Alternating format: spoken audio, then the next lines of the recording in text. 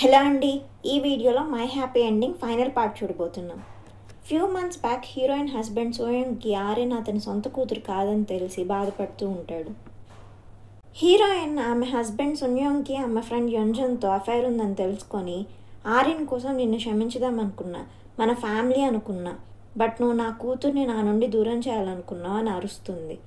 అప్పుడు అతను, నువ్వు నన్ను భరించావా, నీకు ఇలా మాట్లాడే రైట్ ఉందా అని అరుస్తాడు. ఇక మాట్లాడి యూజ్ లేదని ఆమె వెళ్ళిపోతుంది. అతను ఇల్లు వదిలి వెళ్ళిపోతాడు. హీరోయిన్ వాళ్ళ డైవర్స్ గురించి న్యూస్ ఆర్టికల్స్ స్ప్రెడ్ అవుతూ ఉంటాయన్నమాట. అటు ఆర్యనేమో వాళ్ళ డాడ్ కావాలని ఇంట్లో మొండి చేస్తూ ఉంటుంది. వాళ్ళ గ్రాండ్ పా వచ్చి ఎంత కన్విన్స్ చేసినా ఆర్యన్ వినదన్నమాట. నెక్స్ట్ డే ఆర్యన్ ఇంట్లో ఒక్కటే ఆడుకుంటూ ఉంటే యుంజన్ కావాలని అక్కడికి వెళ్ళి హీరోయిన్లా రెడీ అయ్యి వెళ్తుందన్నమాట.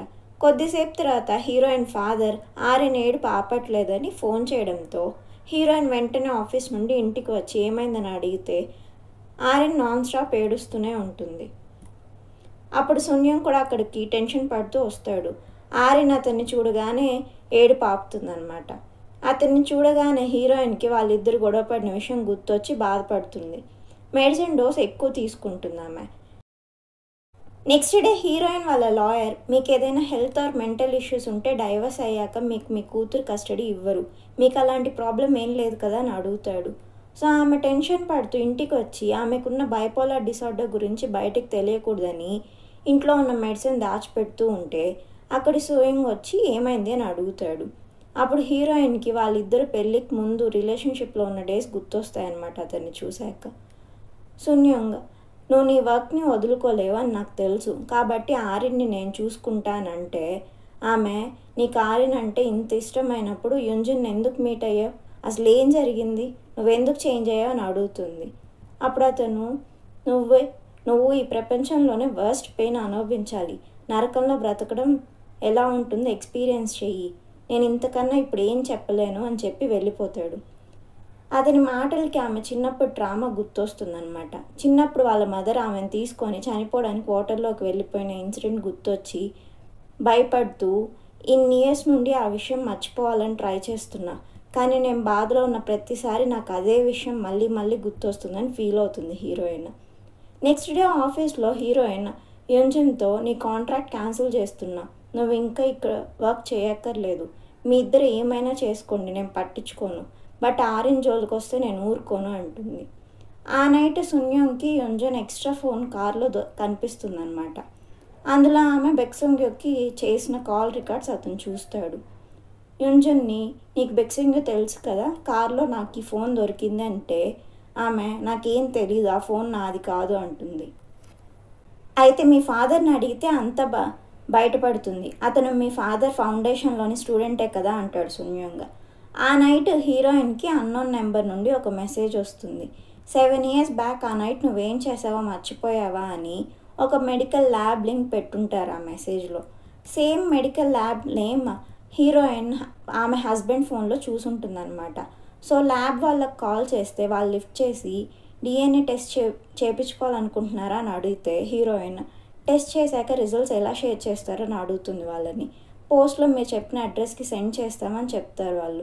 సో ఆమె టెన్షన్ పడుతూ ఇంటికి వెళ్ళి సున్యంగ్ రూమ్ అంతా సెర్చ్ చేస్తే ఆమెకి రిజల్ట్స్ పేపర్స్ కనిపిస్తాయి అన్నమాట. Actually few months back heroine Sunyoung and వాళ్ళ కూతురు హ్యాపీగా ఉన్నప్పుడు ఒకరోజు సడన్గా ఎవరో తెలియని పర్సన్ నుండి సున్యంగ్కి ఒక మెయిల్ వస్తుంది. అందులో ఆర్యన్ నీ కూతురు కాదు అని హీరోయిన్ ఇంకెవరితో వెళ్తున్న ఫోటో పంపిస్తారనమాట. అది చూసి సున్యంగ్ చాలా డిస్టర్బ్ అవుతాడు. కొన్ని డేస్ బాగా ఆలోచించాక DNA టెస్ట్ చేపిస్తే అందులో ఆర్యన్ అతనికి రిలేటెడ్ కాదని వస్తుందన్నమాట. అది చూసి అతను చాలా ఫీల్ అవుతాడు. అందుకని ప్లాన్ చేసి హీరోయిన్ మీద రివెంజ్ తీసుకోవాలని యుంజన్తో అఫైర్ పెట్టుకొని ఆ విషయం మళ్ళీ హీరోయిన్కి తెలిసేలా చేస్తాడు అతను. ఆ రిజల్ట్స్ ఇప్పుడు హీరోయిన్ చూసి టెన్షన్ పడుతూ అసలు 7 years బ్యాక్ ఆమె కంపెనీ లాంచ్ ఈవెంట్ తర్వాత ఏం జరిగిందని ఆల్బమ్స్ మొత్తం సెర్చ్ చేస్తూ గుర్తు చేసుకోవడానికి ట్రై చేస్తుంది. బట్ ఎంత ట్రై చేసినా ఆమెకు ఆ నైట్ ఏం జరిగిందో గుర్తురాదనమాట. ఆమె ఆ నైట్ వాళ్ళ హస్బెండ్తో స్పెండ్ చేసినట్టే ఆమెకి ఇన్ని ఇయర్స్ నుండి గుర్తుంటుంది. సో ఇప్పుడు ఏం చేయాలో అర్థం కాక టెన్షన్ పడుతూ ఉంటుంది ఆమె. అటు ఇన్సూరెన్స్ ఆఫీసర్ అయిన నంతే ఎక్స్ పోలీస్ ఆఫీసర్ కాబట్టి పోలీస్ వాళ్ళతో ఇంకా కనెక్షన్స్ ఉండడంతో యున్జిన్ ఫాదర్ దగ్గర మనీ తీసుకొని అతను బెక్సెంగ్ రూఫ్ పైన నుండి పడిపోయిన కేసుని సూసైడ్ కేసు అని చెప్పి క్లోజ్ చేయించేస్తాడు. ఇంటికి వచ్చి సున్యోంగ్తో 7 years బ్యాక్ కంపెనీ లాంచ్ ఈవెంట్లో నేను ఎంత వద్దని చెప్పినా యున్జిన్ ఫాదర్ గెస్ట్ వచ్చినప్పుడు డ్రింక్ చేయాలి తప్పదని బలవంతంగా డ్రింక్ చేయించారు అని చెప్తుంది. బాగా డ్రింక్ ఎక్కువ అవడంతో పైన రూమ్కి వెళ్తుంటే ఆమెకి సున్యోంగ్ నుండి కాల్ వస్తుంది. కాల్ లిఫ్ట్ చేస్తే ఎక్కడున్నావు, నేను వచ్చి నిన్ను పికప్ చేసుకుంటా అన్న వాయిస్ ఆమెకి వినిపిస్తుంది సున్యోంగ్ నుండి. మార్నింగ్ ఆమె నిద్ర లేచేసరికి రూమ్లో బెడ్ పైన ఒక్కటే ఉంటుందన్నమాట. సో ఆమె నైట్ సున్యోంగ్తో స్పెండ్ చేసింది అనుకుంటుంది. అతనికి కాల్ చేసి నార్మల్గా మాట్లాడి డ్రెస్ చేంజ్ చేసుకొని వెళ్ళిపోతుంది ఆమె.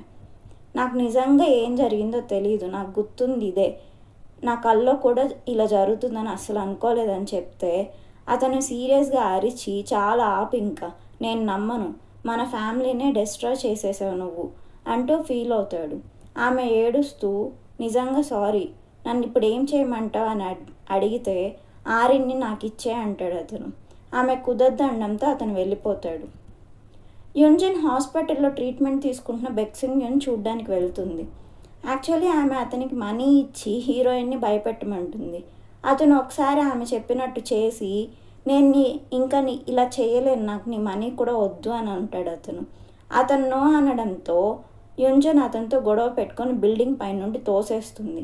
వెంటనే వాళ్ళ ఫాదర్కి కాల్ చేసి డాడ్ సింగ్యో బిల్డింగ్ పై నుండి పడిపోయాడు, నేనేం కావాలని చేయలేదని ఏడిస్తే ఆమె ఫాదర్ నేను చూసుకుంటానని చెప్తాడు. అటు సున్యోంగ్ హీరోయిన్ చెప్పిన మాటలు ఆలోచిస్తూ నిజంగా ఆమెకి ఏం జరిగిందో తెలియదేమో అని ఆరిన్ ఎవరి కూతురు అయి ఉంటుందని ఆ రోజు ఈవెంట్ అటెండ్ అయిన వాళ్ళందరి డీటెయిల్స్ గ్యాదర్ చేసి ఫైండ్ అవుట్ చేయడానికి ట్రై చేస్తూ ఉంటాడు. ఆ నైట్ హీరోయిన్ సున్యోంగ్తో ఏడుస్తూ సారీ చెప్పి ఆరిన్ నన్ను బ్యాడ్ మదర్గా గుర్తుపెట్టుకుంటుందేమో, తనని నువ్వే చూసుకో ప్లీజ్, బాగా చూసుకొని ఏడుస్తూ చెప్తుంది. అది అయ్యాక ఆమె నిద్రపోయి 2 days తర్వాత జరిగిందంతా మర్చిపోయి ఎప్పట్లాగే ఆఫీస్కి వెళ్ళిపోతుంది.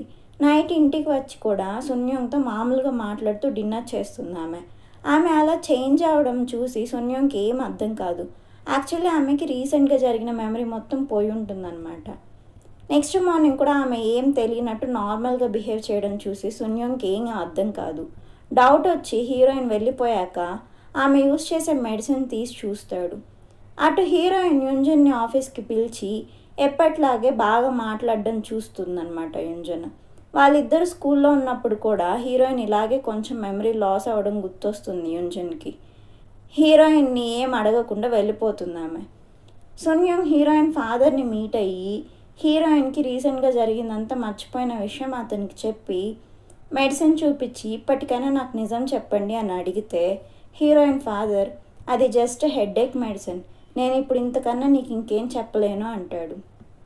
ఆ తర్వాత అతను ఈ పాస్ట్ 10 years నుండి హీరోయిన్ బైపోలర్ డిసార్డర్ వల్ల ఇంత సఫర్ అయి ఉంటుందో అని ఆలోచిస్తూ ఫీల్ అవుతూ ఉంటాడు సున్యోంగ్. సో ఆ నైట్ జరిగింది కూడా ఆమెకు తెలియకుండానే జరుగుంటుందని అతను ఫీల్ అవుతూ ఉంటాడు. ఇంటికి రిటర్న్ వెళ్ళాక హీరోయిన్తో ఇన్ని ఇయర్స్ నుండి ఎందుకు నా దగ్గర నుండి దాచా అని మెడిసిన్ చూపించి అడిగితే ఆమె రోజు చెప్పాలని ట్రై చేశాను, బట్ నిజం తెలిస్తే ఏమవుతుందని చెప్పడానికి ధైర్యం సరిపోలేదు, అందుకే ఈ బర్డన్ నీతో షేర్ చేసుకోలేదు, నేనే భరిద్దాం అనుకున్నా అంటుంది. అలా ఎలా అనుకుంటావు, నువ్వు ఒక్కదానివే ఎంత సఫర్ అయ్యి ఉంటావు, తలుచుకుంటేనే చాలా బాధగా ఉందని అతను ఏడుస్తాడు. నీకు హెల్త్ బాగాలేకపోతే నేనేం చేస్తున్నాను, చాలా పెద్ద తప్పు చేశానని ఫీల్ అవుతాడు అతను. కొన్ని డేస్ తర్వాత సున్యోంగ్ హీరోయిన్ని చీట్ చేసింది ఎవరో ఫైండ్ అవుట్ చేయడానికి ఎవిడెన్సెస్ అన్నీ వెతుకుతూ ఉంటాడు. ఒక నైట్ హీరోయిన్ ఫాదర్ దగ్గరికి వెళ్ళి హీరోయిన్కి ఉన్న డిసార్డర్ గురించి మాట్లాడతాడు అతను. అలా వాళ్ళిద్దరు మాట్లాడుకుంటారు. వాళ్ళిద్దరు హీరోయిన్ ఎంత సఫర్ అవుతుందో అని చెప్పుకొని ఫీల్ అవుతారు. నెక్స్ట్ డే అతను యున్జన్తో ఇంకా మన ఇద్దరి మధ్య ఏముండదు, జియోన్ సిచ్యువేషన్ గురించి నేను తెలుసుకున్నాను, నువ్వు ఇంకెప్పుడు ఆమె జోలికి రావద్దు, బెక్సెంగ్యోని రూఫ్ నుండి తోసింది నువ్వే అని నాకు తెలుసు అని ఆమె వాళ్ళ ఫాదర్తో ఆ రోజు మాట్లాడిన రికార్డింగ్ ఆమెకు సెండ్ చేస్తాడు అతను. యాక్చువల్లీ యున్జన్ 7 years బ్యాక్ హీరోయిన్తో ఆ నైట్ యున్జన్కి కాబోయే హస్బెండ్తో చూస్తుందన్నమాట. వాళ్ళిద్దరు రూమ్లోకి వెళ్ళడం ఆమె చూసి ప్రెగ్నెంట్గా ఉన్న ఆమెకి మిస్క్యారేజ్ అయిపోయి ఉంటుంది. సో హీరోయిన్ పైన రివెంజ్ తీసుకోవాలని ఇదంతా చేస్తూ ఉంటుంది. నెక్స్ట్ డే హీరోయిన్ని యుంజన్ కావాలని డిన్నర్ కని బయటికి తీసుకెళ్ళి అక్కడికి సున్యోంగ్ అండ్ తేవోన్ కూడా పిలుస్తుంది.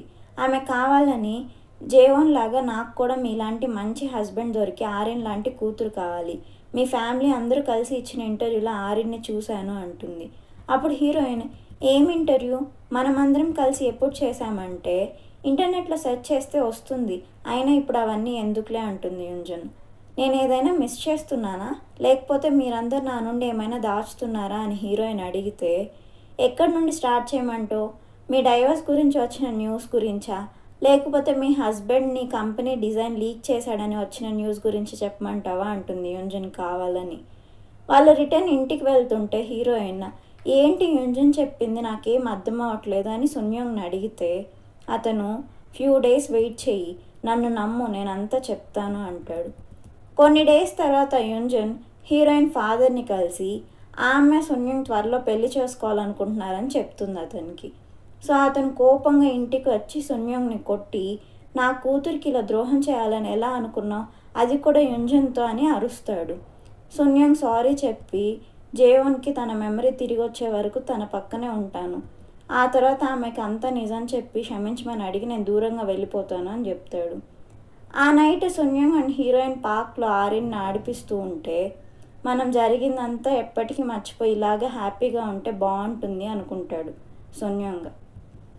నెక్స్ట్ డే సున్యోంగ్ పాస్ట్లో యుంజన్ ఎంగేజ్మెంట్ చేసుకున్న అతనికి ఆర్యన్కి డిఎన్ఏ టెస్ట్ చేపిస్తే మ్యాచ్ అని వచ్చేసరికి అతని గురించి డీటెయిల్స్ కనుక్కుంటే అతను ఎప్పటి నుండో డ్రగ్స్ యూజ్ చేసి అమ్మాయిల్ని మోసం చేస్తున్నాడని తెలుసుకొని అతను ఆఫీస్కి వెళ్ళి బాగా కొడతాడు. యుంజన్ దగ్గరికి వెళ్ళి, ఇప్పుడు తెలిసింది నువ్వు జీవన్ పైన ఎందుకు రివెంజ్ తీసుకోవాలనుకుంటున్నావు, బట్ అందులో తన తప్పేం లేదు, నా స్వార్థం కోసం నిన్ను యూజ్ చేసుకున్నా, ప్లీజ్ నన్ను క్షమించు, నా ఫ్యామిలీని నేను ప్రొటెక్ట్ చేసుకోవాలనుకుంటున్నా, ప్లీజ్ ఇంక జీవన్ ఏం చేయొద్దని బ్రతిమలాడతాడు ఆమెని. ఆమె కోపంగా, ఇప్పుడు సారీ చెప్తే సరిపోతుందా, నాకు దక్కని మీకు కూడా దక్కనేమో అని అరుస్తుంది. అటు హీరోయిన్కి జరిగిందంతా మళ్ళీ మెమరీ గుర్తొస్తుందన్నమాట. నెక్స్ట్ మార్నింగ్ సున్యోంగ్ కాల్లో చనిపోయి ఉంటాడు. పోలీస్ వెరిఫై చేసి వాటర్ బాటిల్లోని పాయిజన్ వల్ల చనిపోయాడని డిక్లేర్ చేసి అతన్ని చంపి ఉండే ప్రైమ్ సస్పెక్ట్ హీరోయిన్ అయ్యి ఉంటుందని ఆమెను అరెస్ట్ చేస్తారు. సున్యోంగ్ బాడీ చూసి ఆమె చాలా షాక్ అవుతుంది. ఆమెను జైల్లో పెడతారనమాట. ఓ లాయర్ హెల్ప్తో ఎగ్జాక్ట్ ఎవిడెన్స్ లేదని ప్రూవ్ చేయడంతో ఆమె ఫ్యూ డేస్ తర్వాత రిలీజ్ అవుతుంది. బట్ ఆమె హస్బెండ్ చనిపోవడంతో కంప్లీట్గా డౌన్ అయిపోతుంది ఆమె. అలా కొన్ని డేస్ గడుస్తాయి. ఒకరోజు సున్యోంగ్ ఫ్రెండ్ హీరోయిన్ని మీట్ అయ్యి, సున్యోంగ్ ఫ్యూచర్లో ఏమైనా అయితే ఈ పెన్ డ్రైవ్ మీకు ఇమ్మన్నాడని చెప్పి హీరోయిన్కి ఒక పెన్ డ్రైవ్ ఇస్తాడు. అందులో యుంజన్ వాళ్ళ ఫాదర్తో బెక్సింగ్ రూఫ్ పైన నుండి పడిపోయినప్పుడు మాట్లాడిన రికార్డింగ్ ఉంటుందన్నమాట. హీరోయిన్కి బైపోలర్ డిసార్డర్ ఉందని న్యూస్ ఆర్టికల్స్ మొత్తం స్ప్రెడ్ చేపిస్తుంది యుంజన్. సో ఆమె ట్రీట్మెంట్ కోసం హాస్పిటల్లో జాయిన్ అవుతుందన్నమాట, సీఈఓ పొజిషన్ నుండి రిజైన్ చేసేసి. హీరోయిన్ని కంపెనీ సీఈఓగా రిమూవ్ చేశాక ఆ పొజిషన్ యుంజన్కి ఇస్తాడు వాళ్ళ ఫాదర్. హీరోయిన్ హాస్పిటల్లో ఉంటూ డైలీ మెడిసిన్ తీసుకుంటూ ట్రీట్మెంట్ తీసుకుంటూ ఉంటుంది. డాక్టర్తో ఓపెన్ అయ్యి ఆమె ఇష్యూస్ అన్నీ డిస్కస్ చేసి సొల్యూషన్ తెలుసుకుంటూ ఉంటుంది ఆమె. తేవో వాళ్ళ సిస్టర్ని తీసుకొచ్చి హీరోయిన్ ఫాదర్ అండ్ ఆర్యన్కి ఇంట్రడ్యూస్ చేస్తాడు. నెక్స్ట్ డే హీరోయిన్తో డిస్కస్ చేసి యుంజన్ ఆర్యన్ ఏమైనా చేస్తుందేమో అని అతని సిస్టర్తో కొన్ని డేస్ యూఎస్కి పంపిస్తాడు. అలా హీరోయిన్ హాస్పిటల్లో ఉండి ట్రీట్మెంట్ తీసుకుంటూ తేవో హెల్ప్తో ప్రతి ఎవిడెన్స్ కలెక్ట్ చేస్తూ ఉంటుంది. ట్రీట్మెంట్ కంప్లీట్ అయ్యాక ఆమె డిశ్చార్జ్ అయ్యి ఇంటికి తిరిగి వస్తుందన్నమాట. కలెక్ట్ చేసిన ఎవిడెన్స్ యూజ్ చేసి యుంజన్ ఫియాన్సే గురించి కనుక్కుంటే అతను చాలామంది అమ్మాయిని మోసం చేశాడని తెలుస్తుంది హీరోయిన్కి. అందరూ కలిసి పోలీస్ కంప్లైంట్ ఇస్తే అతని పవర్ యూజ్ చేసి కేసు నుండి తప్పించుకొని బయటకు వచ్చేస్తాడు. అతన్ని కార్ యాక్సిడెంట్లో చంపించేస్తుంది యుంజన్ అతను బయటకు వచ్చాక. యుంజన్ అండ్ వాళ్ళ ఫాదరే సున్యోంగ్ని చంపుంటారని హీరోయిన్ ఎలాగైనా వాళ్ళు చేసిందంతా ప్రూవ్ చేసి వాళ్ళకి పనిష్మెంట్ ఇవ్వాలనుకుంటుంది. ఒక 10 months బ్యాక్ యుంజన్కి నిజం తెలుస్తుంది. 7 years బ్యాక్ ఆ నైట్ జరిగిన ఇన్సిడెంట్లో హీరోయిన్ తప్పేం లేదని తెలుస్తుంది ఆమెకి. యుంజన్ పెళ్లి చేసుకోబోయే అతను మంచివాడు కాదని యుంజన్ ఫాదర్ తెలుసుకొని ఆ నైట్ హీరోయిన్ చేత ఎక్కువ డ్రింక్ తాపించి అతను ఆమెను తీసుకువెళ్తున్న కామ్గా ఉంటాడనమాట. యుంజన్ అది తెలుసుకొని 7 years నుండి నేను ఎంత నరకం అనుభవిస్తూ జీవన్ పైన కోపంగా ఉంటే ఇదంతా నువ్వు చేసిన పనా, నా లైఫ్ గురించి ఆలోచించావా నువ్వు, అసలు నన్ను నా బిడ్డని చంపేశావు నువ్వు అని అరిస్తే అతను ఆమెను కొట్టి, మరి అలాంటి వాడిని నువ్వెందుకు లవ్ చేసి ప్రెగ్నెంట్ అయ్యావు, అతను మంచివాడు కాదు, నీకోసమే అలా చేశా అంటాడు. యుంజన్ అదంతా తలుచుకుంటూ ప్రజెంట్లో పెయింట్ చేస్తూ ఉంటుందన్నమాట. హీరోయిన్ అండ్ తేవో యుంజన్ ఫాదర్ సెక్రటరీని కలిసి అతను చేసిన తప్పులు, స్కామ్స్ డీటెయిల్స్ అన్నీ గ్యాదర్ చేసి అతను మినిస్టర్గా రన్ చేయాలనుకుంటున్న పార్టీ హెడ్ని కలిసి హీరోయిన్ అతనికి మొత్తం ఎక్స్ప్లెయిన్ చేస్తుందన్నమాట. అటు హాస్పిటల్లో ఉన్న బెక్సంగ్యూ కోమా నుండి బయటపడి మళ్ళీ నార్మల్ అవుతాడు. యుంజన్ ఫాదర్ హీరోయిన్ని కిడ్నాప్ చేసి చంపేయాలని చూస్తాడనమాట. ఆమెతో ఎప్పటికైనా ప్రాబ్లమే అని. ఆమె లొకేషన్ ట్రాక్ చేస్తూ తేవో అక్కడికి వచ్చి ఆమెను సేవ్ చేస్తాడు. పోలీస్ వచ్చేలోపు యుంజన్ ఫాదర్ అక్కడి నుండి పారిపోతాడనమాట. అతను రిటర్న్ వెళ్ళాక యుంజన్, డాడ్ మీకు నేనంటే చాలా ఇష్టమని నాకు తెలుసు, మీరు నా కోసం ఏమైనా చేస్తారు, సో పోలీస్ ఒకవేళ మిమ్మల్ని క్వశ్చన్ చేస్తే జరిగిందంతా మీరే చేశారని ఒప్పుకొని జైలుకి వెళ్ళండి అంటుంది. నెక్స్ట్ డే యుంజన్ ఫాదర్ మినిస్టర్గా అనౌన్స్ చేయడానికి ప్రెస్ మీట్ స్టార్ట్ అవుతుంది. ఆ మీటింగ్లో అతను హీరోయిన్ని కిడ్నాప్ చేసిన వీడియో హీరోయిన్ డిస్ప్లే చేస్తుంది అందరి ముందు. సో వెంటనే పోలీస్ వచ్చి అతన్ని అరెస్ట్ చేస్తారు. యుంజన్, మా ఫాదర్ అలాంటి తప్పు చేస్తాడని నాకు తెలీదు, సారీ అని సింపథెటిక్గా మీడియా ముందు మాట్లాడుతుందన్నమాట. ఆ నైట్ యుంజన్ హీరోయిన్ ఇంటికి వెళ్ళి ఆమె వేసిన ఆరెంజ్ పెయింట్ గిఫ్ట్గా ఇస్తుంది. అప్పుడు హీరోయిన్, 7 years బ్యాక్ ఆ నైట్ జరిగిన దాంట్లో నా తప్పేం లేదు, ఇంకా నేనే విక్టిమ్ని, నీకు నా ఇల్నెస్ గురించి కూడా తెలిసి కూడా ఎందుకు ఇలా చేసావు, నా హస్బెండ్ ఎందుకు చంపావని అడిగితే నా లైఫ్లో నాకేం లేకుండా అయిపోయింది, నీకు మాత్రం మంచి హస్బెండ్, మంచి ఫాదర్, కూతురు, ఫ్యామిలీ అన్నీ ఉన్నాయి, నాకు దక్కను నీకెందుకు దక్కాలి అని చెప్పి వెళ్ళిపోతుంది. సున్యోంగ్ని నామ్తేక్ మనీ ఇచ్చి కిడ్నాప్ చేపించి యుంజన్ అండ్ వాళ్ళ ఫాదర్ పాయిజన్ ఇచ్చి చంపేసి ఉంటారనమాట. అతని దగ్గరున్న ఆ రికార్డింగ్ బయట పెడతాడేమో అని. బెక్సెంగ్ మళ్ళీ నార్మల్ అయ్యాడని యుంజన్ తెలుసుకొని అతను ఉన్న ఇంటికి ప్లాన్ చేసి వెళ్ళి అతను నిజం చెప్తే ఆమెకు ప్రాబ్లం అవుతుందని అతన్ని చంపేస్తుంది. ఆ బ్లడ్ అంతా ఆమె పూసుకొని పోలీస్కి కాల్ చేసి నామ్తే బెక్సెంగ్యూని చంపి ఆమెను కూడా చంపాలని చూశాడని ఆమె అబద్ధాలు చెప్తుందనమాట. ఆ తర్వాత హీరోయిన్ మదర్ చనిపోయినప్పుడు వాళ్ళ ఫాదర్ అటాప్సీ వద్దన్నారనే పాయింట్ మీడియాకి యుంజన్ షేర్ చేస్తుంది. సో ఆ ఇన్సిడెంట్లో హీరోయిన్ ఫాదర్ని అరెస్ట్ చేస్తారనమాట. హీరోయిన్ మదర్ కంప్లీట్గా గ్యాంబ్లింగ్కి అడిక్ట్ అయి ఉంటుంది. ఆమె వల్ల హీరోయిన్ అండ్ ఆమె ఫాదర్ చాలా ఇబ్బంది పడి ఉండేవాళ్ళు పాస్ట్లో. ఆమె డబ్బుల కోసం పాయిజన్ తాగుతా అని బెదిరిస్తూ ఉంటుంది వాళ్ళ ఫాదర్ని. అలా ఒక 3 times చేసి ఉంటుంది ఆమె. 3rd time కూడా జస్ట్ బెదిరిస్తుంది అనుకొని హీరోయిన్ ఫాదర్ ఏం కాదులే అనుకుంటే పాయిజన్ ఎక్కువ అవుతుంది ఆమెకి. వెంటనే హాస్పిటల్కి తీసుకువెళ్ళిన ఆమె చనిపోయి ఉంటుందన్నమాట. కోర్టులో హీరోయిన్ ఫాదర్ ఇది కావాలని చేయలేదని ప్రూవ్ చేయడానికి హీరోయిన్ అండ్ తేవో కలిసి ట్రై చేస్తూ ఉంటారు. హీరోయిన్ కోర్టులో ఎంత చెప్పి కన్విన్స్ చేయాలని చూసినా లాయర్ ఆమెకి బైపోలర్ డిసార్డర్ ఉందని, ఆమె చెప్పే స్టేట్మెంట్ కోర్టులో చెల్లదని వాదిస్తాడు. సో హీరోయిన్ చాలా బాధపడుతుందన్నమాట, వాళ్ళ ఫాదర్ని సేవ్ చేయలేకపోతున్నానని. నెక్స్ట్ కోర్ట్ సెషన్లో యుంజన్ అతన్ని మర్డర్ కేసులో ఇరికించాలని చూసిందని నామ్తే హీరోయిన్కి హెల్ప్ చేయాలని డిసైడ్ అవుతాడు. యాక్చువల్లీ నామ్తే పోలీస్గా ఉన్నప్పుడు పాస్ట్లో హీరోయిన్ మదర్ని మీట్ అయి ఉంటాడనమాట. పాస్ట్లో వాళ్ళిద్దరు కలిసి గ్యాంబ్లింగ్ ఆడుండేవాళ్ళు.